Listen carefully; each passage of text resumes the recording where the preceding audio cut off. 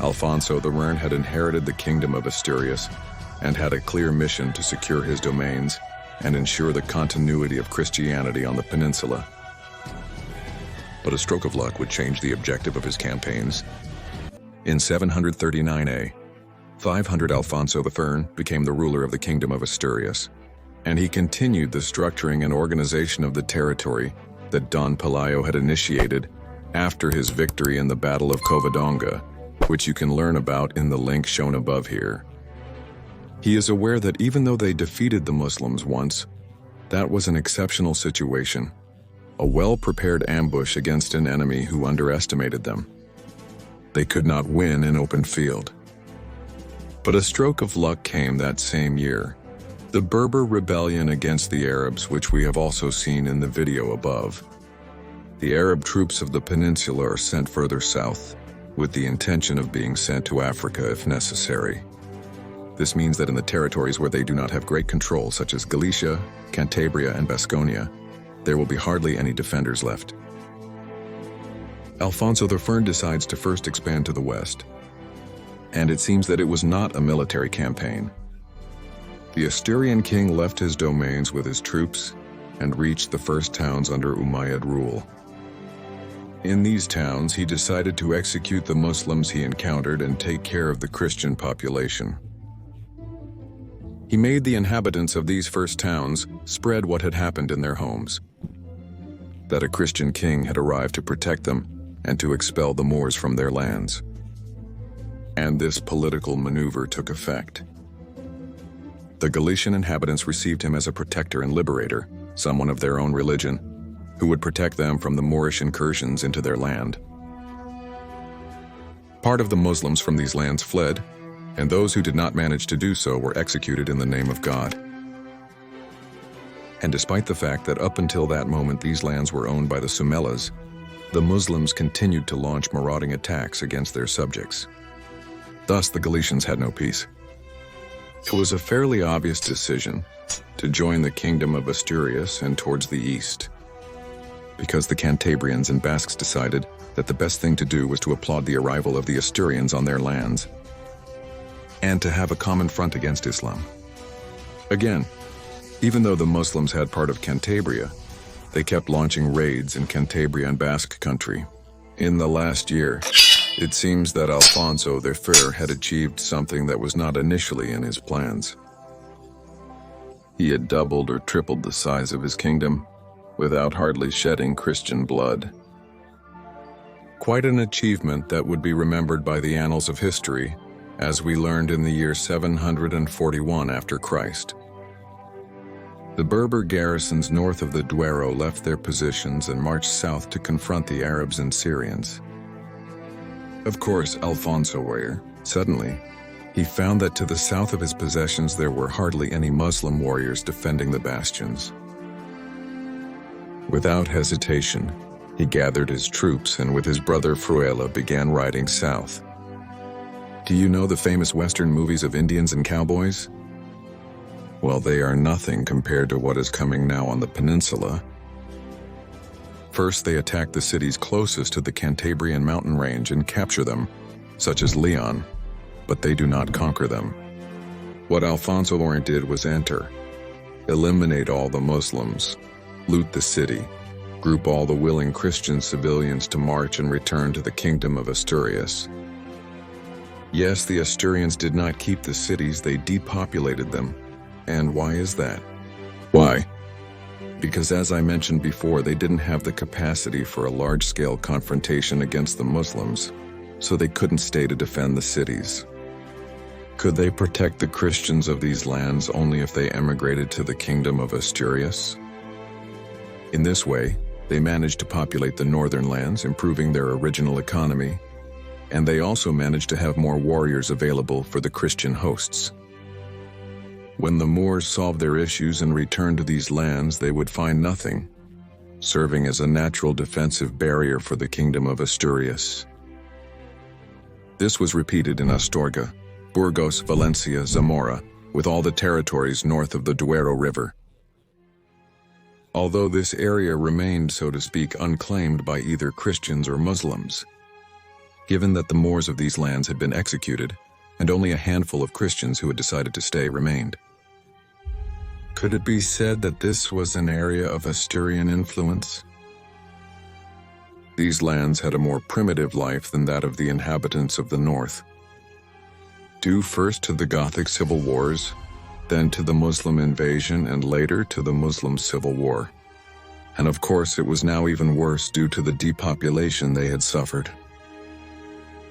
I should clarify that the Christians had left voluntarily, as they could not be enslaved, seeking safety and an improved life for themselves and their families among Christians. These expeditions continued for many years, always repeating the same thing. Alfonso arrives, executes the Muslims, and takes the Christians with him. Starting from the year 750, a smallpox epidemic struck the entire region. This deadly disease, unknown to the inhabitants of the peninsula, had been brought by the Arabs from Persia. I'm not suggesting this is biological warfare or that it was done intentionally. What I want to show is that in that time, the lack of knowledge in biology and medicine caused unexpected events like this, just like what would happen centuries later during the conquest of America. These events caused such desolation in the Duero area that this region received the name of the Duero Desert. This region was a no-man's land, without law or order, which had small isolated populations. I must highlight in these expeditions the figure of Fruela, brother of Alfonso, who will be the first famous warrior of the Reconquest. A second son of a noble family, who would stand out for his military skills. But then there was a dramatic turn of events. In the year 756, a new Muslim ruler came to the peninsula, Abderramán I. This man was an Umayyad. Remember, that was the ruling family of the Caliphate, but that had changed a few years back. Here above, I leave you the link to the video of this civil war. Summary: the Abbasids claim power and kill the Umayyads, with Abderramán being the only Umayyad who manages to escape alive from Damascus. He arrives in Al-Andalus after a long journey and is chosen as emir by the Muslim inhabitants, after defeating, of course, the former governor Yusuf. Tradition says that the first thing he did was plant a palm tree in Córdoba, and that the rest of the palm trees that exist today in modern Spain would come from this. Leaving legends aside, Abderramán I was an Islamic fundamentalist and was determined to eliminate any Christian vestige from his domains. As evidence of this, and to use it as political propaganda, he converted the Hispano-Gothic Basilica of Córdoba into a large mosque. Yes, the famous Mosque of Córdoba was once a Christian basilica. Now it would be the Muslim reference of the peninsula. In addition, because of his enmity with the ruling family of Damascus, he declared Andalus as an independent emirate. That is, politically and militarily, it would be independent. But indeed, on the spiritual level, they were dependent on the caliph. The emirate of Córdoba was born. To better rule his domains, he divided the emirate into 7 provinces, and at the head of each there was a governor of demonstrated loyalty to him. In an attempt to get Christians to convert to Islam or abandon their lands, he imposed abusive taxes on them, and conversely he favored Muslims and muladis who were Christian converts to Islam. In addition, he implemented Sharia law throughout his realms. The following year, in 757, Alfonso I died, and Fruela I and his son became the new king of Asturias. Don't confuse him with Fruela, Alfonso's brother whom I mentioned earlier. Problem? The feudal or proto-feudal monarchies were very young in Europe. And let's say that nothing was yet clear or written, so nowhere did it say that yes or yes the monarchy had to be hereditary. In fact, the Visigothic tradition was to choose the king by vote, and when someone tried to designate their son as successor, there was usually a civil war. It turns out that the Galicians and the Basques had sworn loyalty to Alfonso I. Of course, to the person of Alfonso, not to the kingdom of Asturias, nor to his lineage. Well, let's say that this was not yet established in Europe as such. This meant that these people might be tempted to rebel against Fruela. In religious aspect, it is true that Alfonso had taken the cross as an emblem and had used Christianity as a unifying element among the people. But there was a harmful trend for the kingdom. It turns out that some of the nobles were making Arians of new religion, which Recaredo had removed from the kingdom. Visigoth. Up here I leave you the video of Lovigildo's campaigns and Recaredo's decisions. And of course, if their homeland had been able to expand thanks to Muslim weakness, now these Muslims were a threat to Fruela. Because Abderramán governed the Emirate of Córdoba with an iron fist, and Abderramán proved right those who thought he was a threat. He gathered an army of, according to chronicles, tens of thousands of men and put them under the command of his son, Umar.